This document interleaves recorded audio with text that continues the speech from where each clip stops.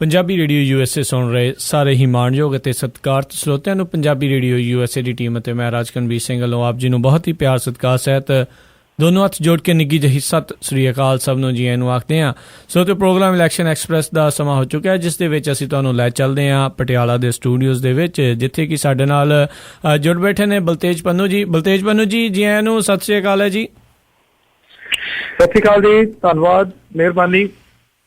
ਅਤੇ ਬਿਲਕੁਲ ਸਰੋਤਿਓ, ਪ੍ਰੋਗਰਾਮ ਦੇ ਵਿੱਚ ਜਿਹੜੀਆਂ ਪੰਜਾਬ ਦੇ ਵਿੱਚ ਅਤੇ ਰਾਸ਼ਟਰੀ ਪੱਧਰ ਦੇ ਉੱਤੇ ਜਿਹੜੀਆਂ ਘਟਨਾਕ੍ਰਮ ਇਸ ਟਾਈਮ ਚੱਲ ਰਹੇ ਆ, ਚਾਹੇ ਚੋਣਾਂ ਦਾ ਮਾਹੌਲ ਜਿਹੜਾ ਥੋੜ੍ਹਾ ਜਿਹਾ ਹੁਣ ਠੰਡਾ ਹੋਣਾ ਸ਼ੁਰੂ ਹੋ ਚੁੱਕਾ, ਪਰ 16 ਦਾ ਜਿਹੜਾ ਇੰਤਜ਼ਾਰ ਆ ਉਹ ਬਹੁਤ ਹੀ ਜਿਹੜਾ ਜੀ ਗਹਿਮਾ ਗਹਿਮੀ ਦੇ ਨਾਲ ਹੋਣਾ ਆ। ਅਤੇ ਉਸ ਦਿਨ ਵੀ ਜਿਹੜਾ ਲਾਈਵ ਸ਼ੋਅ, ਜਿੱਦਾਂ ਤੁਹਾਨੂੰ ਪਹਿਲਾਂ ਵੀ ਦੱਸ ਰਹੇ ਹਾਂ, ਲਗਾਤਾਰ ਜਿੱਦਾਂ ਪਿਛਲੀ ਵਾਰੀ ਜਿੱਦਣ ਚੋਣਾਂ ਹੋਈਆਂ ਸੀ ਉਸ ਦਿਨ ਕੀਤਾ ਸੀ, ਅਤੇ 16 ਦੀ ਜਿਹੜੇ ਜੀ ਸਵੇਰ ਜੋ ਕਿ ਪੰਜਾਬ ਦੇ ਵਿੱਚ, ਅਤੇ 15 ਦੀ ਜਿਹੜੀ ਰਾਤ ਆ USA ਕੈਨੇਡਾ ਦੇ ਵਿੱਚ, ਉਸ ਦਿਨ ਜਿਹੜਾ ਲਾਈਵ ਸ਼ੋਅ ਆ ਪੰਜਾਬੀ ਰੇਡੀਓ USA ਦੇ ਉੱਤੇ ਆਵੇਗਾ। ਸੋ ਜ਼ਰੂਰ ਉਸ ਦੇ ਵਿੱਚ ਵੀ ਹਿੱਸਾ ਬਣਿਓ। ਅਤੇ ਬਲਤੇਜ ਪੰਨੂ ਜੀ, ਆਪਾਂ ਆਪਣੀ ਗੱਲਬਾਤ ਦਾ ਜਿਹੜਾ ਸਿਲਸਿਲਾ ਸ਼ੁਰੂ ਕਰਦੇ ਹਾਂ। ਜਿਹੜਾ ਕਾਫੀ ਇੱਕ ਪੁਰਾਣਾ ਕੇਸ ਸੀਗਾ ਢੱਟ ਜਿਹੜਾ ਕੇਸ, ਉਸ ਦਾ ਜਿਹੜਾ ਅਦਾਲਤ ਦੇ ਵੱਲੋਂ ਫੈਸਲਾ ਆਇਆ ਆ, ਇਹ ਜਿਹੜਾ ਜੀ ਸਰੋਤਿਆਂ ਨੂੰ ਯਾਦ ਦਿਵਾਉਂਦੇ ਜਾਓ ਵੀ ਇਹ ਕੇਸ ਕੀ ਸੀਗਾ ਅਤੇ ਕੀ ਫੈਸਲਾ ਆਇਆ ਆ।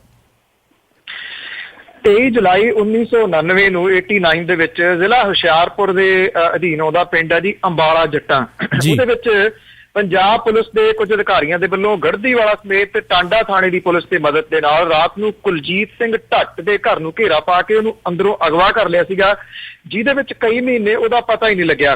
ਬਾਅਦ ਦੇ ਵਿੱਚ ਜਦੋਂ ਮਨੁੱਖੀ ਅਧਿਕਾਰਾਂ ਦੇ ਜਿਹੜੇ ਲਈ ਕੰਮ ਕਰਨ ਵਾਲੇ ਕੁਝ ਵਿਅਕਤੀ ਨੇ, ਉਹਨਾਂ ਅਗਵਾ ਮਾਮਲੇ ਦੀ ਜਦੋਂ ਜੜ ਤੱਕ ਗਏ ਤਾਂ ਇਹ ਪਤਾ ਲੱਗਿਆ ਕਿ ਥਾਣਾ ਦਸੂਹਾ ਗੜਦੀਵਾਲ ਦੇ ਹੁਸ਼ਿਆਰਪੁਰ ਦੇ ਪੁਲਿਸ ਅਧਿਕਾਰੀ ਜਿਹੜੇ ਸੀ ਉਹਨਾਂ ਨੇ ਚੁੱਕਿਆ ਸੀਗਾ।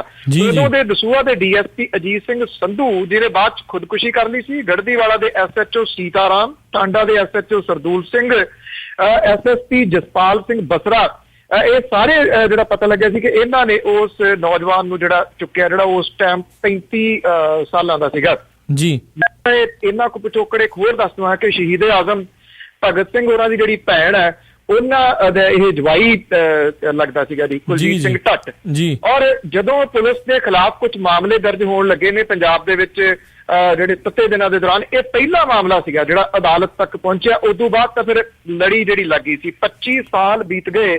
25 ਸਾਲਾਂ ਤੋਂ ਬਾਅਦ ਜਿਹੜਾ ਇੱਕ ਵੱਡਾ ਮਜ਼ਾਕ ਕੀਤਾ ਗਿਆ ਅਦਾਲਤ ਦੇ ਵੱਲੋਂ ਇਸ ਪਰਿਵਾਰ ਦੇ ਨਾਲ, 5-5 ਸਾਲ ਦੀ ਸਜ਼ਾ ਜਿਹੜੀ ਆ ਉਹ ਸੁਣਾਈ ਗਈ ਆ। ਹਾਲਾਂਕਿ 2 ਜਿਹੜੇ ਪੁਲਿਸ ਆਫੀਸਰ ਨੇ ਉਹ ਤਾਂ ਮਰ ਚੁੱਕੇ ਨੇ, ਇਸ ਦੁਨੀਆ ਦੇ ਵਿੱਚ ਨਹੀਂ ਹੈਗੇ। ਜਿਹੜੇ ਬਾਕੀ ਨੇ ਉਹਨਾਂ ਨੂੰ 5-5 ਸਾਲ ਦੀ ਸਜ਼ਾ ਜਿਹੜੀ ਆ ਉਹ ਸੁਣਾਈ ਗਈ ਆ। 25 ਸਾਲ ਲੱਗ ਗਏ ਉਹਨੂੰ ਇਨਸਾਫ ਤੱਕ ਪਹੁੰਚਦਿਆਂ।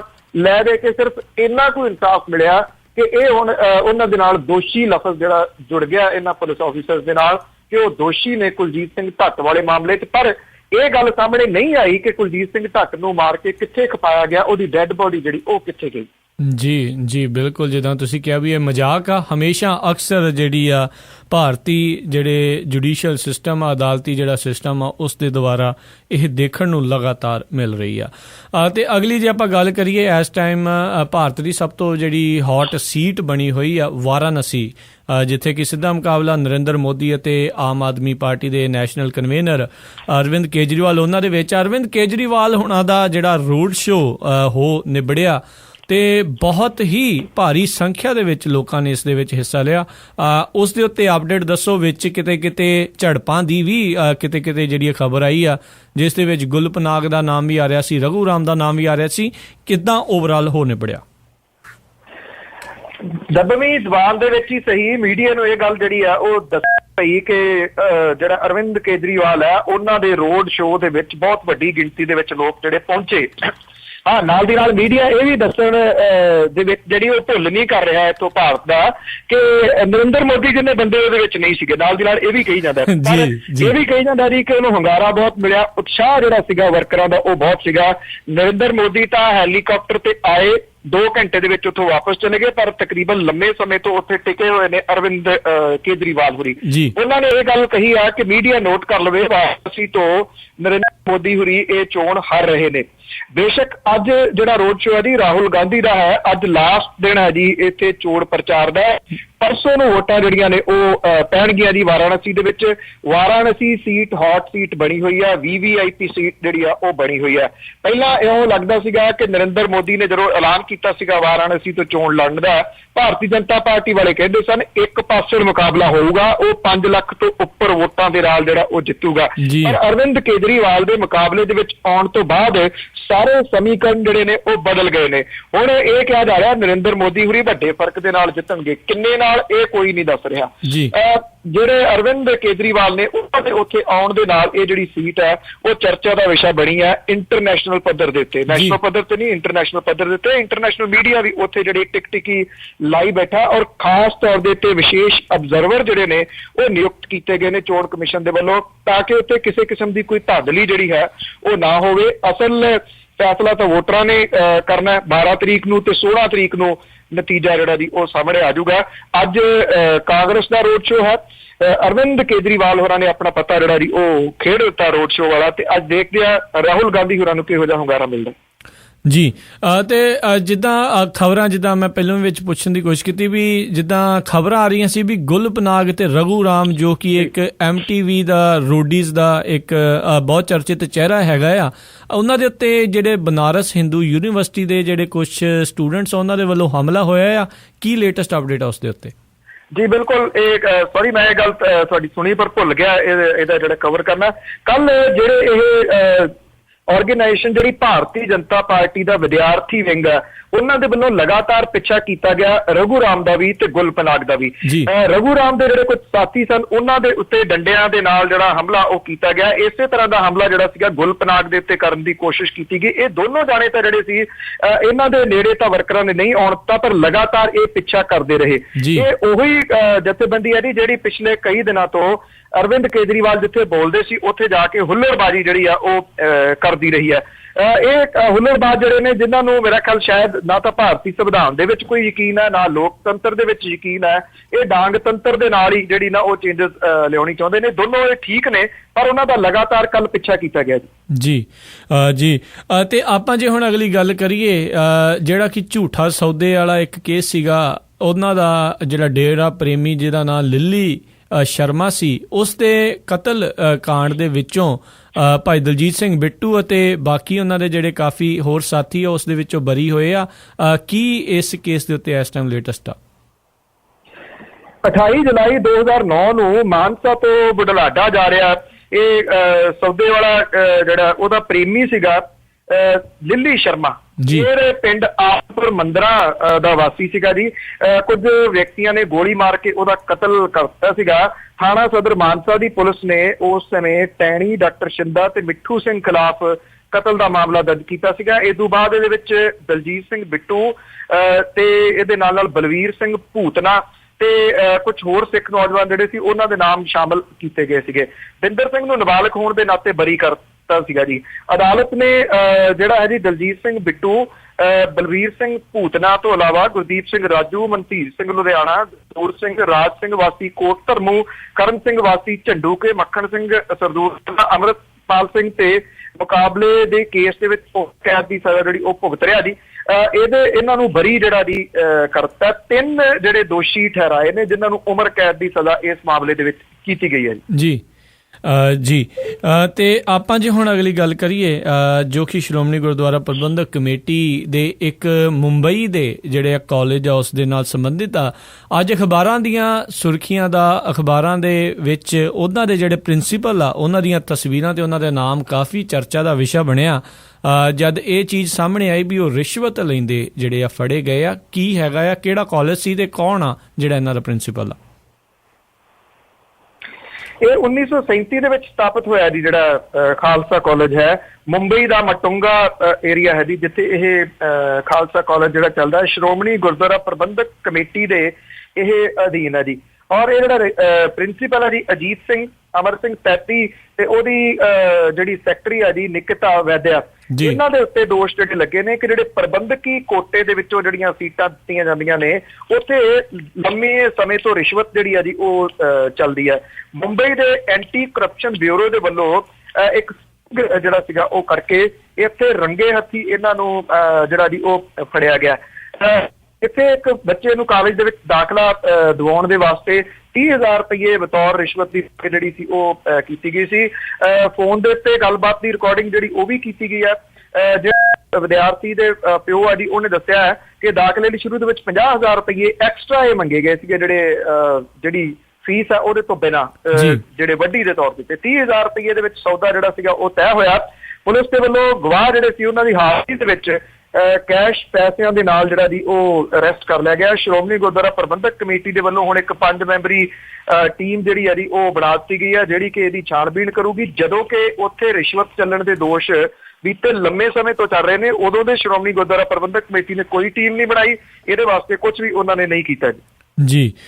ਜੀ ਤੇ ਅਗਲੀ ਜੇ ਆਪਾਂ ਗੱਲ ਕਰੀਏ ਇਸ ਟਾਈਮ ਜਿਹੜੇ ਆਮ ਆਦਮੀ ਪਾਰਟੀ ਦੇ ਜਿਹੜੇ ਕਾਰਕੁਨ ਆ, ਜਿਹੜੇ ਵਰਕਰ ਆ, ਉਹਨਾਂ ਨੂੰ ਜਿਹੜੀਆਂ ਕਾਫੀ ਡਾਂਗਾਂ ਜਿਹੜੀਆਂ ਸਹਿਣੀਆਂ ਪੈ ਰਹੀਆਂ ਆ। ਜਿੱਦਾਂ ਗੱਲ ਵੀ ਆਪਾਂ ਕਰਦੇ ਵੀ ਜਿਹੜੀ ਹਾਰ ਰਹੀ ਹੁੰਦੀ ਆ ਕੋਈ ਵੀ ਧਿਰ, ਉਹ ਫਿਰ ਤਰਲੋ ਮੱਛੀ ਹੋ ਰਹੀ ਹੁੰਦੀ ਆ। ਤੇ ਇਹ ਖਬਰਾਂ ਕਾਫੀ ਰਿਪੋਰਟਾਂ ਸਾਹਮਣੇ ਆ ਰਹੀਆਂ ਵੀ ਜਿਹੜੀ ਅਕਾਲੀ ਦਲ ਦੇ ਜਿਹੜੇ ਵਰਕਰ ਆ ਉਹ ਕਾਫੀ ਜਿਹੜੇ ਕੁੱਟਮਾਰ ਕਰ ਰਹੇ ਆਮ ਆਦਮੀ ਦੇ ਵਰਕਰਾਂ ਦੇ ਨਾਲ। ਇਹ ਕਿੱਥੇ ਕਿੱਥੇ ਇੱਦਾਂ ਦੀ ਘਟਨਾ ਵਾਪਰੀ ਆ ਜੀ? ਇਹ ਦੋ ਜਗ੍ਹਾ ਦੇ ਉੱਤੇ ਜਿਹੜੀਆਂ ਘਟਨਾਵਾਂ ਨੇ ਇਹ ਹੋਰ ਵਾਪਰੀਆਂ ਨੇ। ਜਿਉਂ ਵੋਟਾਂ ਪਈਆਂ ਨੇ ਉਦੋਂ ਤੋਂ ਆਮ ਆਦਮੀ ਪਾਰਟੀ ਦੇ ਵਰਕਰਾਂ ਦਾ ਕੁਟਾਪਾ ਜਿਹੜਾ ਜੀ ਉਹ ਪਿੰਡਾਂ ਥਾਵਾਂ ਦੇ ਉੱਤੇ ਜਾਰੀ ਆ। ਹੁਣ ਇਹ ਵੱਧਦਾ ਜਾ ਰਿਹਾ ਜੀ ਦਿਨੋਂ ਦਿਨ ਪੁਲਿਸ ਦੇ ਵੱਲੋਂ ਸਖਤੀ ਨਾ ਕਰਨ ਦੀ ਵਜ੍ਹਾ ਕਰਕੇ। ਇਹ ਜਿਹੜਾ ਹੁਣ ਹੇਠਲੇ ਪੱਧਰ ਦੇ ਉੱਤੇ ਵੀ ਜ਼ਿਆਦਾ ਜਿਹੜਾ ਹੋਣ ਲੱਗ ਗਿਆ ਜੀ। ਇਹ ਮੋਹਾਲੀ ਦੇ ਵਿੱਚ 68 ਦੇ ਵਿੱਚ ਸਥਿਤ ਕੁੰਬੜਾ ਪਿੰਡ ਪੈਂਦਾ ਜੀ। ਆਮ ਆਦਮੀ ਪਾਰਟੀ ਦੇ ਸਮਰਥਕ ਨੇ ਤੇ ਜ਼ਿਲ੍ਹਾ ਪੰਚਾਇਤ ਯੂਨੀਅਨ ਦੇ ਪ੍ਰਧਾਨ ਨੇ ਬਲਵਿੰਦਰ ਸਿੰਘ ਕੁੰਬੜਾ ਤੇ ਜਿਹੜੇ ਉਹਦੇ ਬੇਟੇ ਮਨਦੀਪ ਸਿੰਘ ਦੇ ਉੱਤੇ, ਦੋ ਮੁੰਡੇ ਨੇ ਮਨਦੀਪ ਸਿੰਘ ਤੇ ਹਰਦੀਪ ਸਿੰਘ, ਇੱਕ ਉਹਨਾਂ ਦਾ ਭਤੀਜਾ ਸੁਰਿੰਦਰ ਸਿੰਘ, ਇਹਨਾਂ ਨੂੰ ਸਾਰਿਆਂ ਨੂੰ ਘਰ ਦੇ ਵਿੱਚ ਵੜ ਕੇ ਅਕਾਲੀ ਦਲ ਦੇ ਜਿਹੜੇ ਸਮਰਥਕ ਨੇ ਉਹਨਾਂ ਦੇ ਵੱਲੋਂ ਕੁੱਟ ਕਟਾਪਾ ਕੀਤਾ ਗਿਆ ਜੀ ਔਰ ਬਹੁਤ ਬੁਰੀ ਤਰ੍ਹਾਂ ਇਹਨਾਂ ਨੂੰ ਜ਼ਖਮੀ ਜਿਹੜਾ ਕਰਤਾ। ਕੁੰਬੜਾ ਨੇ ਇਹ ਕਿਹਾ ਜੀ ਕਿ ਉਹਨਾਂ ਦੀ ਪਤਨੀ ਜਿਹੜੀ ਸੀਗੀ ਉਹਨਾਂ ਦੇ ਨਾਲ ਵੀ ਬਦਸਲੂਕੀ ਇਹਨਾਂ ਅਕਾਲੀ ਵਰਕਰਾਂ ਨੇ ਜਿਹੜੀ ਹੈ ਜੀ ਉਹ ਕੀਤੀ ਹੈ। ਇਹ ਤਾਂ ਜਿਹੜਾ ਮੋਹਾਲੀ ਦੇ ਵਿੱਚ ਜਿਹੜਾ ਹਮਲਾ ਹੋਇਆ, ਕੁਝ ਇੱਕ ਹੋਰ ਥਾਵਾਂ ਦੇ ਉੱਤੇ ਇੱਥੇ ਪਟਿਆਲੇ ਦੇ ਵਿੱਚ ਫਿਰ ਜਿਹੜੇ ਹਮਲੇ ਨੇ ਉਹ ਹੋਏ ਨੇ। ਜਿਹੜਾ ਇੱਕ ਵਿਅਕਤੀ ਜ਼ਖਮੀ ਹੋ ਗਿਆ ਸੀਗਾ ਇੱਥੇ ਆਮ ਆਦਮੀ ਪਾਰਟੀ ਦਾ ਵਰਕਰ, ਜਿਹਨੂੰ ਇੱਥੇ ਜ਼ਖਮੀ ਕਰਤਾ ਸੀਗਾ ਜੀ, ਉਹਦੀ ਹਾਲਤ ਕਾਫੀ ਖਰਾਬ ਬਣੀ ਹੋਈ ਆ ਔਰ ਉਹਨੂੰ ਹੁਣ PGI ਦੇ ਵਿੱਚ ਰੈਫਰ ਜਿਹੜਾ ਜੀ ਉਹ ਕੀਤਾ ਗਿਆ। ਡਾਕਟਰ ਗਾਂਧੀ ਜਿਹੜੇ ਉਮੀਦਵਾਰ ਨੇ ਆਮ ਆਦਮੀ ਪਾਰਟੀ ਦੇ, ਉਹਨਾਂ ਨੇ DIG ਦੇ ਨਾਲ ਫਿਰ ਮੁਲਾਕਾਤ ਜਿਹੜੀ ਹੈ ਜੀ ਉਹ ਕੀਤੀ ਆ ਔਰ ਇਹ ਵਿਅਕਤੀ ਜਿਹੜਾ ਇਲੈਕਸ਼ਨਾਂ ਵਾਲੇ ਦਿਨ ਜਿਹੜਾ ਜ਼ਖਮੀ ਹੋਇਆ ਸੀਗਾ, ਸ਼ਮਸ਼ੇਰ ਸਿੰਘ ਇਹਦਾ ਨਾਮ ਹੈ ਜੀ, ਆਮ ਆਦਮੀ ਪਾਰਟੀ ਦਾ ਇਹ ਵਰਕਰ ਹੈ ਔਰ ਇਹ ਪਿਛਲੇ ਉਦਣ ਤੋਂ ਹੀ 30 ਤਰੀਕ ਤੋਂ ਇੱਥੇ ਰਜਿੰਦਰਾ ਹਸਪੀਟਲ ਦੇ ਵਿੱਚ ਦਾਖਲ ਸੀ। ਇੱਥੋਂ ਉਹਨੂੰ ਜਵਾਬ ਜਿਹੜਾ ਜੀ ਉਹ ਦਿੱਤਾ। ਉਹਦੀ ਸੱਜੀ ਅੱਖ ਜਿਹੜੀ ਹੈ ਜੀ ਉਹ ਜਾਂਦੀ ਲੱਗ ਰਹੀ ਹੈ ਜੀ। ਇੰਨਾ ਕੁਟਾਪਾ ਉਹਦਾ ਵਿਚਾਰੇ ਦਾ ਇੱਥੇ ਕੀਤਾ ਗਿਆ। ਇਹ ਹਮਲੇ ਜਿਹੜੇ ਨੇ ਇਹ ਨਿਰੰਤਰ ਜਾਰੀ ਨੇ, ਕੀਤੇ ਤਕਰੀਬਨ ਅਕਾਲੀ ਵਰਕਰਾਂ ਦੇ ਵੱਲੋਂ ਹੀ ਜਾ ਰਹੇ ਨੇ ਜੀ। ਤੁਸੀਂ ਅੰਦਾਜ਼ਾ ਲਾਓ ਕਿ ਹਾਲਾਂਕਿ ਇੱਥੇ ਲੋਕਲ ਤਾਂ ਨਹੀਂ, ਬਾਹਰਲੇ ਮੁਲਕਾਂ ਦੇ ਵਿੱਚ ਜਿਹੜੀ ਗੱਲ ਬੋਲੀ ਜਾ ਰਹੀ ਆ, ਉੱਥੋਂ ਲੱਭ ਕੇ ਕਿਆ ਚੀਜ਼ ਤੁਸੀਂ ਬੋਲੀ ਆ, ਨੰਬਰ ਲੱਭ ਕੇ ਰਾਮਪੁਰਾ ਫੂਲ ਤੋਂ ਸ਼ਰੇਆਮ ਜਿਹੜੀਆਂ ਧਮਕੀਆਂ ਨੇ ਗੱਲ ਜੋ ਵੀ ਦਿੱਤੀਆਂ ਗਈਆਂ ਨੇ ਜੀ ਫੋਨ ਤੇ ਕਿ ਆਪਣਾ ਐਡਰੈਸ ਦੱਸੋ, ਆ ਕੇ ਅਸੀਂ ਤੁਹਾਨੂੰ ਪੁੱਛਣਾ ਕਿਆ ਗੱਲ ਕਿਉਂ ਬੋਲੀਆਂ। ਜੀ ਬਿਲਕੁਲ ਜੀ। ਇਹ ਅਕਸਰ ਹੀ ਜਿਹੜਾ ਵੀ ਕੋਈ ਸੱਚ ਦੀ ਆਵਾਜ਼ ਉਠਾਉਂਦਾ ਆ ਉਹਨਾਂ ਨੂੰ ਇਹ ਜਿਹੜੀਆਂ ਧਮਕੀਆਂ ਆ ਉਹ ਸੁਣਨੀਆਂ ਹੀ ਪੈਂਦੀਆਂ ਆ। ਪਰ ਜਿਹੜਾ ਜੀ ਅਸੀਂ ਤੁਹਾਨੂੰ ਸਲੂਟ ਕਰਦੇ ਹਾਂ ਵੀ ਤੁਸੀਂ ਹਮੇਸ਼ਾ ਹੀ ਸੱਚ ਦੀ ਆਵਾਜ਼ ਦੇ ਨਾਲ ਖੜੇ ਆ ਤੇ ਪੰਜਾਬੀ ਰੇਡੀਓ USA ਵੱਲੋਂ ਵੀ ਇਹ ਕੋਸ਼ਿਸ਼ ਹਮੇਸ਼ਾ ਹੀ ਰਹੇਗੀ ਵੀ ਜਿੱਥੇ ਵੀ ਸੱਚ ਦੀ ਆਵਾਜ਼ ਹੋਵੇ ਉਸ ਦੇ ਨਾਲ ਹਮੇਸ਼ਾ ਮੋਢੇ ਦੇ ਨਾਲ ਮੋਢਾ ਜਾ ਕੇ ਜਿਹੜਾ ਜੀ ਅੱਗੇ ਵਧਦੇ ਰਵਾਂਗੇ। ਤੇ ਅਗਲੀ ਜਿਹੜੀ ਆਪਾਂ ਗੱਲਬਾਤ ਕਰਦੇ ਹਾਂ ਪੰਨੂ ਜੀ, ਵੀ ਕਾਂਗਰਸ ਦੀ ਅਜੇ ਵੋਟਾਂ ਦੇ ਰਿਜ਼ਲਟ ਆਏ ਨਹੀਂ ਆ, ਧੜੇਬੰਦੀ ਜਿਹੜੀ ਆ ਫੇਰ ਸਾਹਮਣੇ ਆਉਣੀ ਸ਼ੁਰੂ ਹੋ ਚੁੱਕੀ ਆ। ਕਾਂਗਰਸ ਬੀਤੇ ਤੋਂ ਕੁਝ ਸਬਕ ਜਿਹੜਾ ਉਹ ਨਹੀਂ ਸਿੱਖ ਰਹੀ। ਵਿਧਾਨ ਸਭਾ ਦੀਆਂ ਚੋਣਾਂ ਦੇ ਵਿੱਚ ਉਹ ਜਿੱਤੀ ਹਾਰੀ ਆ ਆਪਸੀ ਧੜੇਬੰਦੀ ਦੀ ਵਜ੍ਹਾ ਕਰਕੇ। ਇਹ ਕਿਹਾ ਜਾ ਰਿਹਾ ਕਿ ਉਦੋਂ ਕਾਂਗਰਸ ਨੇ ਜਿੱਤਣ ਲਈ ਡਿਊਟੀਆਂ ਘੱਟ ਲਾਈਆਂ, ਹਰਾਉਣ ਲਈ ਡਿਊਟੀਆਂ ਜ਼ਿਆਦੀਆਂ ਲਾਈਆਂ। ਇਸੇ ਤਰ੍ਹਾਂ ਦੀ ਕੁਝ ਕਹਾਣੀ ਜਿਹੜੀ ਆ ਜੀ ਹੁਣ ਦੁਬਾਰਾ ਫਿਰ ਲੋਕ ਸਭਾ ਚੋਣਾਂ ਦੇ ਵਿੱਚ ਵੀ ਆ ਰਹੀ ਆ। ਚੋਣ ਕਮਿਸ਼ਨਰ ਨੂੰ ਮਿਲਣ ਦੇ ਵਾਸਤੇ ਦਿੱਲੀ ਦੇ ਵਿੱਚ ਦੋ ਧੜੇ ਗਏ ਜੀ। ਦੋਵਾਂ ਨੂੰ ਇਹ ਨਹੀਂ ਪਤਾ ਕਿ ਇੱਕ ਧੜਾ ਜਾ ਰਿਹਾ, ਦੂਜੇ ਨੂੰ ਇਹ ਨਹੀਂ ਪਤਾ ਕਿ ਪਹਿਲਾ ਧੜਾ ਜਾ ਰਿਹਾ। ਇੱਕ ਜਿਹੜਾ ਸੀਗਾ ਪ੍ਰਤਾਪ ਸਿੰਘ ਬਾਜਵਾ ਹੋਰਾਂ ਦੀ ਅਗਵਾਈ ਦੇ ਵਿੱਚ ਜਾ ਕੇ ਮਿਲਿਆ, ਦੂਸਰਾ ਧੜਾ ਜਿਹੜਾ ਸੀਗਾ ਸੁਨੀਲ ਜਾਖੜ ਹੋਰਾਂ ਦੀ ਅਗਵਾਈ ਦੇ ਵਿੱਚ ਜਾ ਕੇ ਮਿਲਿਆ। ਉੱਥੇ ਜਿਹੜੇ ਕਾਂਗਰਸੀ ਵਰਕਰ ਨੇ ਉਹਨਾਂ ਦੇ ਉੱਤੇ ਕੀਤੇ ਜਾ ਰਹੇ ਹਮਲਿਆਂ ਦਾ ਜਿਹੜਾ ਮੁੱਦਾ ਸੀਗਾ ਉਹ ਉਠਾਇਆ ਗਿਆ। ਦੂਜਾ ਮੁੱਦਾ ਉੱਥੇ ਇਹ ਉਠਾਇਆ ਗਿਆ ਕਿ ਜਦੋਂ ਨਤੀਜੇ ਆ ਜਾਣ ਤੇ ਉਹਨਾਂ ਨੂੰ ਡਿਲੇ ਨਾ ਕੀਤਾ ਜਾਵੇ। ਪਿਛਲੀ ਵਾਰੀ ਜਦੋਂ ਗੁਰਦਾਸਪੁਰ ਦਾ ਨਤੀਜਾ ਰੋਕ ਲਿਆ ਗਿਆ ਸੀਗਾ ਤੇ ਉਹਦੇ ਨਾਲ ਕਈ ਤਰ੍ਹਾਂ ਦਾ ਭੰਬਲ ਭੂਸਾ ਕ੍ਰੀਏਟ ਹੋ ਗਿਆ ਸੀਗਾ। ਮੁੱਦੇ ਤਾਂ ਦੋਵਾਂ ਨੇ ਠੀਕ ਉਠਾਏ ਨੇ, ਪਰ ਜੇ ਯੂਨਾਈਟ ਹੋ ਕੇ ਉਠਾਉਂਦੇ ਤਾਂ ਜਿਹੜੀ ਇੱਕ ਸੁਰਤਾ ਸੀ ਉਹ ਦਿਸਣੀ ਸੀ ਕਾਂਗਰਸ ਦੀ, ਪਰ ਉਹ ਦਿਸ ਨਹੀਂ ਰਹੀ ਕਿਤੇ, ਜਿੱਥੇ ਤੁਸੀਂ ਅੰਦਾਜ਼ਾ ਲਾ ਸਕਦੇ ਹੋ ਕਿ ਛੇਤੀ ਸ਼ਾਇਦ ਆਉਣ ਵਾਲੇ ਦਿਨਾਂ ਦੇ ਵਿੱਚ ਇਹ ਧੜੇਬੰਦੀ ਜਿਹੜੀ ਪੰਜਾਬ ਕਾਂਗਰਸ ਦੀ ਆ ਉਹ ਹੋਰ ਵਧੂਗੀ। ਜੇ ਕੈਪਟਨ ਅਮਰਿੰਦਰ ਸਿੰਘ ਹੋਰੀ ਅੰਮ੍ਰਿਤਸਰ ਤੋਂ ਜਿੱਤ ਜਾਂਦੇ ਨੇ ਤਾਂ ਇੱਕ ਗੱਲ ਸ਼ਾਇਦ ਫਿਰ ਦੁਬਾਰਾ ਇਹ ਜ਼ੋਰਦਾਰ ਤਰੀਕੇ ਨਾਲ ਉੱਠੂਗੀ ਕਿ ਪ੍ਰਤਾਪ ਸਿੰਘ ਬਾਜਵਾ ਹੋਰਾਂ ਨੂੰ ਪਾਸੇ ਕੀਤਾ ਜਾਵੇ। ਜੀ ਤੇ ਅਗਲੀ ਜਿਹੜੀ ਆਪਾਂ ਗੱਲ ਕਰਦੇ ਹਾਂ, ਜਿਹੜਾ ਪਿਛਲੇ ਦਿਨਾਂ ਦੇ ਵਿੱਚ ਇੱਕ ਜਿਹੜਾ ਮਾਮਲਾ ਸਾਹਮਣੇ ਆਇਆ ਸੀ ਜਿਸ ਦੇ ਵਿੱਚ ਹਰਸਿਮਰਤ ਕੌਰ ਬਾਦਲ ਤੇ ਪ੍ਰਕਾਸ਼ ਸਿੰਘ ਬਾਦਲ ਜਿਹੜੇ ਆ ਉਹ ਜਿਹੜੇ ਜੀ ਆਪਣੀ ਉਹ ਪੋਤਰੀ ਨੂੰ ਵੋਟ ਪਾਉਂਦੇ ਹੋਏ ਦੇਖ ਰਹੇ ਸੀਗੇ ਤੇ ਉਸ ਦੇ ਉੱਤੇ ਕਾਫੀ ਜਿਹੜੀ ਸ਼ਿਕਾਇਤ ਆ ਅੱਡ ਜਿਹੜੇ ਜਥੇਬੰਦੀਆਂ ਦੇ ਵੱਲੋਂ ਜਿਹੜੀ ਲਾਈ ਗਈ ਚੋਣ ਕਮਿਸ਼ਨ ਨੂੰ। ਕੀ ਫੈਸਲਾ ਰਿਹਾ ਇਸ ਸ਼ਿਕਾਇਤ ਦਾ? ਕਲੀਨ ਚਿੱਟ ਦੇਤੀ ਜੀ ਜਿਹੋ ਜੀ ਆਸ ਸੀਗੀ, ਔਰ ਇਹ ਪਤਾ ਲੱਗਾ ਜੀ ਕਿ ਜਿਹੜੇ ਉੱਥੇ ਪੋਲਿੰਗ ਬੂਥ ਦੇ ਅੰਦਰ ਜਿਹੜੇ ਕੰਮ ਕਰ ਰਹੇ ਸਨ ਪੋਲਿੰਗ ਏਜੰਟ ਜਿਹੜੇ, ਉਹਨਾਂ ਨੇ ਇਹ ਗੱਲ ਆਖੀ ਹੈ ਕਿ ਅਸਲ ਦੇ ਵਿੱਚ ਜਦੋਂ ਜਿਹੜੀ ਪ੍ਰਕਾਸ਼ ਸਿੰਘ ਬਾਦਲ ਹੋਰਾਂ ਦੀ ਪੋਤਰੀ ਹੈ ਜੀ ਸੁਖਬੀਰ ਸਿੰਘ ਬਾਦਲ ਹੋਰਾਂ ਦੀ ਧੀ ਹਰਕੀਰਤ ਕੌਰ, ਜਦੋਂ ਉਹਨੇ ਵੋਟ ਪਾਈ ਹੈ ਤਾਂ ਉਹ ਇਕੱਲੀ ਸੀਗੀ, ਉਹਨੂੰ ਕਿਸੇ ਨੇ ਨਹੀਂ ਦੇਖਿਆ। ਉਹਨਾਂ ਦਾ ਇਹ ਕਹਿਣਾ ਹੈ ਕਿਉਂਕਿ ਉਹ ਜਦੋਂ ਬਟਨ ਦੱਬ ਰਹੀ ਸੀ ਤੇ ਉਹਨੂੰ ਬਟਨ ਦੱਬਣਾ ਨਹੀਂ ਸੀ ਆ ਰਿਹਾ, ਤੇ ਇਸ ਕਰਕੇ ਉਦੋਂ ਉਤਸੁਕਤਾ ਦੇ ਨਾਲ ਸੁਖਬੀਰ ਸਿੰਘ ਬਾਦਲ, ਉਹਨਾਂ ਦੀ ਪਤਨੀ ਹਰਸਿਮਰਤ ਕੌਰ ਬਾਦਲ ਤੇ ਪ੍ਰਕਾਸ਼ ਸਿੰਘ ਬਾਦਲ ਹੋਰਾਂ ਨੇ ਦੇਖਿਆ ਸੀਗਾ, ਪਰ ਜਦੋਂ ਉਹਨੇ ਅਸਲ ਬਟਨ ਜਿਹੜਾ ਜੀ ਦੱਬਿਆ ਉਦੋਂ ਉਹ ਇਕੱਲੀ ਸੀਗੀ ਤੇ ਉਹਦੇ ਵਿੱਚੋਂ ਕੋਈ ਐਕਸਕਿਊਜ਼ ਤਾਂ ਜਿਹੜਾ ਕੱਢ ਲਿਆ ਗਿਆ। ਵੈਸੇ ਜਿਹੜੇ ਅੰਦਰ ਕੰਮ ਕਰਨ ਵਾਲੇ ਨੇ ਉਹਨਾਂ ਦਾ ਵੀ ਕੀ ਦੋਸ਼, ਕਿਉਂਕਿ ਪਾਣੀ ਦੇ ਵਿੱਚ ਰਹਿ ਕੇ ਮਗਰਮੱਛ ਨਾਲ ਵੈਰ ਥੋੜੀ ਨਾ ਲਿਆ ਜਾ ਸਕਦਾ। ਇਸ ਕਰਕੇ ਜਿਹੜਾ ਜੀ ਕਲੀਨ ਚਿੱਟ ਦੇ ਦਿੱਤੀ ਗਈ ਆ। ਜਿਹੜੇ ਪ੍ਰਕਾਸ਼ ਸਿੰਘ ਬਾਦਲ ਹੋਰਾਂ ਦੀ ਜਿਹੜੀ ਸ਼ਿਕਾਇਤ ਗਈ ਸੀਗੀ, ਜਿਹੜੇ ਉਹਨਾਂ ਨੇ ਪੈਸੇ ਮੰਗੇ ਸੀ ਪਵਨ ਕੁਮਾਰ ਟੀਨੂ ਹੋਰਾਂ ਦੇ ਦਲਚੇ ਦੇ ਵਿੱਚ ਪੈਸੇ ਦੇਣ ਦੇ ਵਾਸਤੇ ਆਖਿਆ ਸੀਗਾ, ਉਸ ਮਾਮਲੇ ਦੇ ਉੱਤੇ ਪ੍ਰਕਾਸ਼ ਸਿੰਘ ਬਾਦਲ ਹੋਰਾਂ ਨੇ ਕਮਿਸ਼ਨ ਨੂੰ ਜਵਾਬ ਜਿਹੜਾ ਭੇਜਿਆ, ਇਹਦਾ ਅਜੇ ਜਵਾਬ ਆਉਣਾ ਬਾਕੀ ਹੈ ਕਿ ਕਮਿਸ਼ਨ ਉਹ ਤੋਂ ਸੰਤੁਸ਼ਟ ਹੈ ਜਾਂ ਨਹੀਂ। ਜੀ ਤੇ ਅਗਲੀ ਜਿਹੜੀ ਆਪਾਂ ਗੱਲ ਕਰਦੇ ਹਾਂ, ਜਿਹੜੇ ਆਮ ਆਦਮੀ ਪਾਰਟੀ ਦੇ ਜਿਹੜੇ ਵਰਕਰ ਆ ਉਹ ਜਗ੍ਹਾ ਜਗ੍ਹਾ ਦੇ ਉੱਤੇ ਇੱਕ ਨਵੀਂ ਮਿਸਾਲ ਜਿਹੜੀ ਆ ਉਹ ਕਾਇਮ ਕਰ ਰਹੇ ਆ। ਵਾਰਾਣਸੀ ਦੇ ਵਿੱਚ ਲੋਕਾਂ ਦਾ ਜਿਹੜਾ ਹਜੂਮ ਆ ਉਹ ਵੀ ਚੀਜ਼ ਨੂੰ ਦੱਸਦਾ ਆ, ਤੇ ਇਸ ਟਾਈਮ ਜਿਹੜਾ ਸੋਸ਼ਲ ਮੀਡੀਆ ਦੇ ਉੱਤੇ ਤਸਵੀਰਾਂ ਬਹੁਤ ਜ਼ਿਆਦਾ ਘੁੰਮ ਰਹੀਆਂ ਆ, ਜਿਸ ਦੇ ਵਿੱਚ ਇਹ ਦੇਖਿਆ ਜਾ ਰਿਹਾ, ਪਹਿਲਾਂ ਅਸਾਮ ਤੋਂ ਕੁਛ ਚਿਰ ਪਹਿਲਾਂ ਆਈਆਂ ਸੀਗੀਆਂ ਵੀ ਜਿਹੜੇ ਪੋਸਟਰ ਉਹਨਾਂ ਨੇ ਆਪ ਲਾਏ ਉਹ ਆਪ ਜਿਹੜੇ ਬਾਅਦ ਦੇ ਵਿੱਚ ਹੁਣ ਉਤਾਰ ਵੀ ਰਹੇ ਆ, ਜਿਹੜੀਆਂ ਸੜਕਾਂ ਤੋਂ ਜਿਹੜੀਆਂ ਵੀ ਝੰਡੀਆਂ ਕੋਈ ਵੀ ਚੀਜ਼ਾਂ ਲਾਈਆਂ ਸੀ।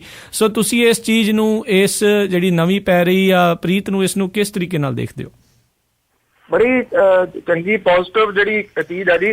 ਦੇਖੋ ਇਸੇ ਕਰਕੇ ਹੀ ਜਿਹੜਾ ਪੜ੍ਹੇ ਲਿਖੇ ਵਰਗ ਦਾ ਸਹਿਯੋਗ ਹੈ ਨਾ ਜੀ ਉਹ ਇਸ ਪਾਰਟੀ ਨੂੰ ਮਿਲ ਰਿਹਾ ਕਿ ਉਹ ਕੁਝ ਨਵਾਂ ਕਰਨ ਦੀ ਕੋਸ਼ਿਸ਼ ਜਿਹੜੀ ਹੈ ਨਾ ਜੀ ਉਹ ਕਰ ਰਹੀ ਹੈ।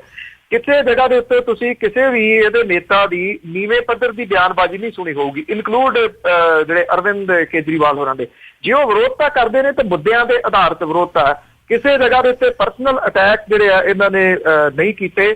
ਔਰ ਇਸ ਜਿੰਨੀਆਂ ਵੀ ਥਾਵਾਂ ਦੇ ਉੱਤੇ ਕਿਸੇ ਤੁਸੀਂ ਜਿਹੜੇ ਚੋਣ ਲੜ ਰਹੇ ਬੰਦੇ ਦੀ ਇਨਕਲੂਡ ਪੰਜਾਬ, ਕਿਸੇ ਜਗ੍ਹਾ ਤੋਂ ਤੁਸੀਂ ਇਹ ਨਹੀਂ ਹੋ ਕਿ ਓਵਰ ਉਹਨੇ ਜਿਹੜਾ ਵੀ ਖਰਚਾ ਕੀਤਾ, ਕਿਸੇ ਜਗ੍ਹਾ ਤੋਂ ਤੁਸੀਂ ਇਹ ਨਹੀਂ ਸੁਣਿਆ ਹੋਊਗਾ ਕਿ ਉਹਨੇ ਸ਼ਰਾਬ ਵਰਤਾਈ ਆ ਜਾਂ ਪੈਸੇ ਜਿਹੜੇ ਆ ਉਹ ਵੰਡੇ ਆ। ਇਹ ਪਹਿਲਾਂ ਚੋਣਾਂ ਦੇ ਵਿੱਚ ਇਹ ਚੀਜ਼ਾਂ ਵੇਖਣ ਨੂੰ ਨਹੀਂ ਮਿਲੀਆਂ। ਜਿਹੜੇ ਪੋਸਟਰ ਉਤਾਰਨ ਵਾਲੀ ਤੁਸੀਂ ਗੱਲ ਕਰ ਰਹੇ ਹੋ, ਕਿਉਂਕਿ ਜੇ ਗੰਦ ਪਾਇਆ ਕਿਸੇ ਜਗ੍ਹਾ ਦੇ ਉੱਤੇ ਤਾਂ ਉਹ ਸਾਫ਼ ਵੀ ਕਰ ਰਹੇ ਨੇ। ਨਿਰਤ ਦੇ ਇੱਕ ਬਹੁਤ ਵਧੀਆ ਚੰਗਾ ਸਾਈਨ ਹੈ। ਲੋਕਾਂ ਨੂੰ ਸਮਝਣ ਦੀ ਜਿਹੜੀ ਜ਼ਰੂਰਤ ਹੈ ਕਿ ਕੁਝ ਬਦਲ ਰਿਹਾ, ਇਸ ਬਦਲ ਰਹੇ ਹਾਲਾਤ ਜਿਹੜੇ ਨੇ ਉਹਨਾਂ ਨੂੰ ਉਹਦਾ ਸਾਥ ਵੀ ਦੇਣਾ ਚਾਹੀਦਾ ਜੀ, ਕਿਉਂਕਿ ਜੇ ਅਸੀਂ ਨਿੰਦਦੇ ਹਾਂ ਸਿਸਟਮ ਨੂੰ ਤੇ ਜੇ ਸਿਸਟਮ ਨੂੰ ਕੋਈ ਸੁਧਾਰਨ ਦੀ ਗੱਲ ਕਰਦਾ, ਜੇ ਉਹਦਾ ਸਾਥ ਨਾ ਦਿਓ ਤਾਂ ਫਿਰ ਤੁਹਾਨੂੰ ਇਹ ਗੱਲ ਕਹਿਣ ਦਾ ਕੋਈ ਹੱਕ ਨਹੀਂ ਰਹਿ ਜਾਂਦਾ ਕਿ ਸਿਸਟਮ ਸੁਧਾਰਨ ਵਾਲਾ ਕੌਣ ਆਊਗਾ। ਜੀ ਬਿਲਕੁਲ। ਤੇ ਅਗਲੀ ਜੇ ਆਪਾਂ ਗੱਲ ਕਰੀਏ, ਅੱਜ ਜਿਹੜੀ ਅਦਾਲਤ ਨੇ ਜਿਹੜੇ ਜੀ ਫੈਸਲਾ ਇੱਕ ਦਿੱਤਾ ਆ ਵੀ ਜਿਹੜੀ ਮਮਤਾ ਬੈਨਰਜੀ ਜਿਹਨੂੰ ਦੀਦੀ ਵੀ ਸਾਰੇ ਜਾਣੇ ਕਹਿੰਦੇ ਨੇ, ਉਹਨਾਂ ਦਾ ਇੱਕ ਸ਼ਾਰਦਾ ਚਿੱਟ ਫੰਡ ਦਾ ਕੋਈ ਘੁਟਾਲਾ ਜਿਹੜਾ ਆਇਆ ਸੀਗਾ ਬਹੁਤ ਚਰਚਿਤ, ਉਸ ਦੇ ਉੱਤੇ CBI ਜਾਂਚ ਦੇ ਜਿਹੜੇ ਹੁਕਮ ਆ, ਇਹ ਜਿਹੜਾ ਚਿੱਟ ਫੰਡ ਦਾ ਕਿਹੜਾ ਘੁਟਾਲਾ ਸੀਗਾ? ਇਹ ਚਿੱਟ ਫੰਡ ਜਿਹੜੀ ਹੈ ਜੀ ਇਹ 8000 ਕਰੋੜ ਰੁਪਏ ਦਾ ਜੀ ਉਹ ਇਕੱਠਾ ਕੀਤਾ ਗਿਆ ਚਿੱਟ ਫੰਡ ਕੰਪਨੀਆਂ ਦੇ ਵੱਲੋਂ। ਜਿਹੜੀ ਮਮਤਾ ਬੈਨਰਜੀ ਹੈ ਉਹਨਾਂ ਨੇ ਅਦਾਲਤ ਦੇ ਵਿੱਚ ਇਸ ਚੀਜ਼ ਦਾ ਵਿਰੋਧ ਕੀਤਾ ਸੀਗਾ ਬਤੌਰ ਮੁੱਖ ਮੰਤਰੀ ਕਿ ਇਹਦੀ ਜਾਂਚ CBI ਨੂੰ ਨਹੀਂ ਦਿੱਤੀ ਜਾਣੀ ਚਾਹੀਦੀ। ਹੁਣ ਜਿਹੜੀ ਅਦਾਲਤ ਹੈ ਉਹਨੇ ਮਮਤਾ ਬੈਨਰਜੀ ਹੋਰਾਂ ਦੇ ਕੀਤੇ ਵੱਲੋਂ ਵਿਰੋਧ ਨੂੰ ਪਾਸੇ ਕਰਦਿਆਂ ਹੋਇਆ ਇਹਦੇ ਜਿਹੜੀ ਜਾਂਚ ਹੈ ਉਹ CBI ਨੂੰ ਦੇ ਦਿੱਤੀ ਹੈ, ਜਿਹੜਾ ਕਿ ਮਮਤਾ ਬੈਨਰਜੀ ਦੇ ਵਾਸਤੇ ਇੱਕ ਝਟਕਾ ਕਿਹਾ ਜਾ ਰਿਹਾ, ਕਿਉਂਕਿ ਇਸ ਚਿੱਟ ਫੰਡ ਕੰਪਨੀ ਦੇ ਘੁਟਾਲੇ ਦੇ ਵਿੱਚ ਕੁਝ ਉਹ ਲੋਕ ਸ਼ਾਮਲ ਨੇ ਜਿਹੜੇ ਮਮਤਾ ਬੈਨਰਜੀ ਦੇ ਨਜ਼ਦੀਕੀ ਨੇ। ਜੀ ਜੀ ਤੇ ਇੱਕ ਹੋਰ ਜਿਹੜੀ ਖਬਰ ਸਾਹਮਣੇ ਆ ਰਹੀ ਵੀ ਅਨਿਲ ਜੋਸ਼ੀ ਖਿਲਾਫ ਇੱਕ ਹੋਰ ਜਿਹੜੇ ਵਾਰੰਟ ਜਾਰੀ ਹੋਏ ਆ, ਇਹ ਜਿਹੜੇ ਵਾਰੰਟ ਜਾਰੀ ਕਿਸ ਕੰਮ ਕਰਕੇ ਹੋਏ ਆ? ਦੋਹਰੀ ਵੋਟ ਵਾਲਾ ਮਾਮਲਾ ਹੈ ਜੀ। ਜਿਹੜੀ 2 ਜਗ੍ਹਾ ਤੇ ਉਹਨਾਂ ਨੇ ਵੋਟ ਬਣਾਈ ਸੀਗੀ, ਉਹ ਇਸ ਮਾਮਲੇ ਦੇ ਵਿੱਚ ਅਦਾਲਤ ਦੇ ਵਿੱਚ ਪੇਸ਼ ਨਹੀਂ ਹੋਏ ਕਿਉਂਕਿ ਉਹਨਾਂ ਦੇ ਖਿਲਾਫ ਮਾਮਲਾ ਦਰਜ ਹੋਇਆ ਹੈ। ਤਾਂ ਇਸ ਕਰਕੇ ਇਹ ਜ਼ਮਾਨਤੀ ਵਾਰੰਟ ਜਿਹੜੇ ਨੇ ਉਹ ਅੰਮ੍ਰਿਤਸਰ ਦੀ ਅਦਾਲਤ ਨੇ ਜਾਰੀ ਕੀਤੇ ਨੇ। ਇਹ ਮਾਮਲਾ ਕਾਂਗਰਸੀ ਆਗੂ ਸੰਦੀਪ ਗੋਰਸੀ ਤੇ ਵਨੀਤ ਮਹਾਜਨ ਉਹਦੇ ਵੱਲੋਂ ਉਠਾਇਆ ਗਿਆ ਸੀਗਾ ਔਰ ਇਹਦੇ ਸਬੂਤ ਜਿਹੜੇ ਬਕਾਇਦਾ ਤੌਰ ਦੇ ਉੱਤੇ ਨਾਲ ਲਾਏ ਗਏ ਸਨ। ਅਦਾਲਤ ਨੇ ਸੰਮਣ ਜਿਹੜੇ ਕੀਤੇ ਸੀਗੇ ਜੋਸ਼ੀ ਨੂੰ, ਅਨਿਲ ਜੋਸ਼ੀ ਨੂੰ, ਪਰ ਉਹ ਅਦਾਲਤ ਦੇ ਵਿੱਚ ਹਾਜ਼ਰ ਨਹੀਂ ਹੋਏ, ਜਿਹਦੇ ਕਰਕੇ ਇਹ ਉਹਨਾਂ ਦੇ ਜ਼ਮਾਨਤੀ ਵਾਰੰਟ ਜਾਰੀ ਕੀਤੇ ਗਏ। ਜੀ ਤੇ ਇਸ ਦੇ ਨਾਲ ਇੱਕ ਵੈਸੇ ਮੈਂ ਆਪਣੇ ਤੌਰ ਦੇ ਉੱਤੇ ਇੱਕ ਸਵਾਲ ਪੁੱਛਣਾ ਚਾਹੁੰਦਾ ਵੀ ਜੇ ਕੋਈ ਨੇਤਾ 2 ਜਗ੍ਹਾ ਦੇ ਉੱਤੋਂ ਇਲੈਕਸ਼ਨ ਲੜ ਸਕਦਾ ਤੇ ਫਿਰ ਕਿਸੇ ਨਾਗਰਿਕ ਨੂੰ 2 ਜਗ੍ਹਾ ਤੋਂ ਵੋਟ ਪਾਉਣ ਦਾ ਅਧਿਕਾਰ ਕਿਉਂ ਨਹੀਂ ਹੈਗਾ? ਇਹ ਬਿਲਕੁਲ ਇਹ ਮਜ਼ਾਕੀਆ ਗੱਲ ਹੀ ਹੈ ਜੀ ਕਿ ਨੇਤਾ ਕਿਉਂ ਚੋਣ ਲੜੇ, ਇਹਦੇ ਉੱਤੇ ਦੀ ਪਾਬੰਦੀ ਜਿਹੜੀ ਹੈ ਨਾ ਜੀ ਉਹ ਹੋਣੀ ਚਾਹੀਦੀ ਆ। ਹੁਣੇ ਆਪਾਂ ਆਮ ਆਦਮੀ ਪਾਰਟੀ ਦੀ ਗੱਲ ਕਰ ਰਹੇ ਸੀ, ਉਹਨਾਂ ਨੇ ਇਹਦੇ ਵਿੱਚ ਆਪਣੀ ਰੱਖਿਆ ਜੀ ਇਹ ਏਜੰਡਾ ਕਿ ਕੋਈ ਵੀ ਬੰਦਾ ਜਿਹੜਾ ਜੀ 2 ਜਗ੍ਹਾ ਤੋਂ ਚੋਣ ਨਹੀਂ ਲੜੂਗਾ। ਇਸ ਗੱਲ ਦੀ ਉਮੀਦ ਕੀਤੀ ਜਾਣੀ ਚਾਹੀਦੀ ਹੈ ਜੀ ਕਿ ਨਰਿੰਦਰ ਮੋਦੀ ਦੀ ਜਿੰਨੀ ਤੋਏ ਇਸ ਵੇਲੇ 2 ਜਗ੍ਹਾ ਤੋਂ ਲੜਨ ਕਰਕੇ ਹੋ ਰਹੀ ਹੈ, ਸ਼ਾਇਦ ਅੱਗੋਂ ਇਹ ਨੇਤਾ ਜਿਹੜੇ ਨੇ ਕੁਛ ਨਾ ਕੁਛ ਸਬਕ ਸਿੱਖਣਗੇ। ਜੇ ਏਡੇ ਹੀ ਪਾਵਰਫੁਲ ਨੇ, ਏਡੇ ਹੀ ਫੇਮਸ ਨੇ, ਤੇ ਫਿਰ ਇਹ ਆਪਣੇ ਆਪ ਨੂੰ ਅਣਸੁਰੱਖਿਅਤ ਕਿਉਂ ਸਮਝਦੇ ਨੇ ਕਿ ਇੱਕ ਤੋਂ ਵੱਧ ਜਗ੍ਹਾ ਦੇ ਉੱਤੇ ਇਹਨਾਂ ਨੇ ਚੋਣ ਜਿਹੜੀ ਲੜਨੀ ਹੈ? ਸੰਵਿਧਾਨ ਉਹਦੀ ਇਜਾਜ਼ਤ ਜਿਹੜੀ ਦਿੰਦਾ ਹੈ ਕਿ ਉਹ ਲੜੀ ਜਾ ਸਕਦੀ ਹੈ ਚੋਣ ਜਿਹੜੀ ਹੈ, ਪਰ ਇਹਦੇ ਵਿੱਚ ਕੋਈ ਸੋਚ ਤਾਂ ਜਿਹੜੀ ਉਹ ਹੋਣੀ ਚਾਹੀਦੀ ਹੈ ਜੀ ਕਿ ਇੱਕ ਜਗ੍ਹਾ ਤੋਂ ਹੀ ਚੋਣ ਲੜੀ ਜਾਵੇ। ਜੀ ਤਾਂ ਬਿਲਕੁਲ ਸਰੋਤਿਓ, ਇਹ ਸੀਗੀਆਂ ਕੁਝ ਗੱਲਾਂ ਬਾਤਾਂ ਅੱਜ ਦੀਆਂ ਬਲਤੇਜ ਪੰਨੂ ਹੁਣਾਂ ਦੇ ਨਾਲ। ਤੇ ਬਲਤੇਜ ਪੰਨੂ ਜੀ, ਜਾਣ ਤੋਂ ਪਹਿਲਾਂ ਅੱਜਨਾਮਾ ਜੀ ਕਿ ਮਾੜਾ ਹਾਲ ਕਸ਼ਮੀਰ ਦੇ ਵਾਸੀਆਂ ਦਾ ਜਿਹੜੇ ਜੰਮੇ ਹਨ ਖਾਣ ਨੂੰ ਕੁੱਟ ਬੇਲੀ।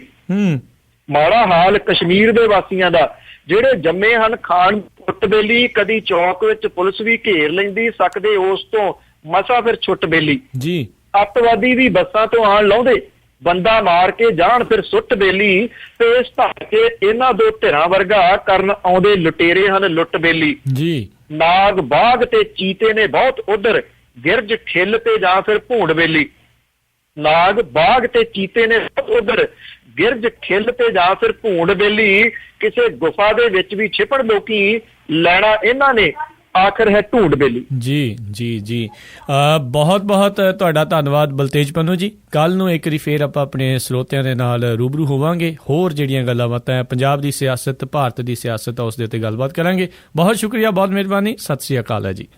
ਥੈਂਕ ਯੂ ਜੀ, ਧੰਨਵਾਦ, ਸਤਿ ਸ੍ਰੀ ਅਕਾਲ। ਸੋ ਸੁਣ ਰਹੇ ਸੀ ਜੀ program election express Baltej Pannu ਹੁਣਾਂ ਦੇ ਨਾਲ ਪਟਿਆਲਾ ਸਟੂਡੀਓਜ਼ ਤੋਂ। ਤੇ ਹੁਣ ਮੈਨੂੰ ਵੀ ਰਾਜਕਨਵੀਰ ਸਿੰਘ ਨੂੰ ਇਜਾਜ਼ਤ ਦਿਓ। ਮੇਰੇ ਵੱਲੋਂ ਵੀ ਆਪ ਜੀ ਨੂੰ ਬਹੁਤ ਪਿਆਰ ਸਤਿਕਾਰ ਹੈ। ਦੋਨੋਂ ਅੱਜ ਜੋੜ ਕੇ ਨਿੱਕੀ ਜਿਹੀ ਸਤਿ ਸ੍ਰੀ ਅਕਾਲ। ਜਿਉਂਦੇ ਵਾਸਤੇ ਰਹੋ, ਹੱਸਦੇ ਖੇਲਦੇ ਰਹੋ ਤੇ ਸੁਣਦੇ ਰਹੋ ਪੰਜਾਬੀ ਰੇਡੀਓ USA।